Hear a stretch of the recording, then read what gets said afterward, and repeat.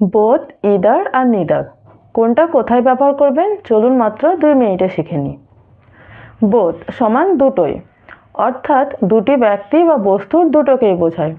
Structure both plus plural noun or both of plus object pronoun.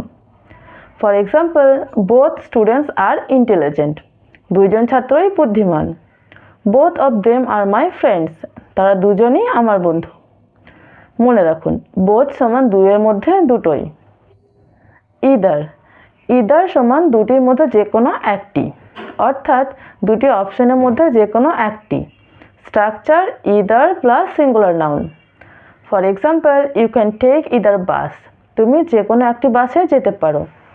Either answer is correct. যে কোনো একটি উত্তর সঠিক। মনে রাখুন ইদার সমান দুইয়ের মধ্যে যে কোনো একটা। নিদার দুটো কোনোটাই নয়, অর্থাৎ দুটি অপশনের মধ্যে একটিও নয়। Structure neither plus singular noun. For example, neither student was absent. দুইজন ছাত্রের কেউই অনুপস্থিত ছিল না। Neither answer is correct. কোনো উত্তরই সঠিক নয়। মনে রাখুন নিদার সমান দুইয়ের মধ্যে 0, অর্থাৎ কোনোটি নয়।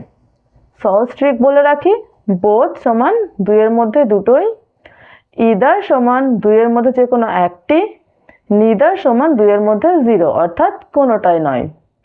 Save this reel and follow for daily English.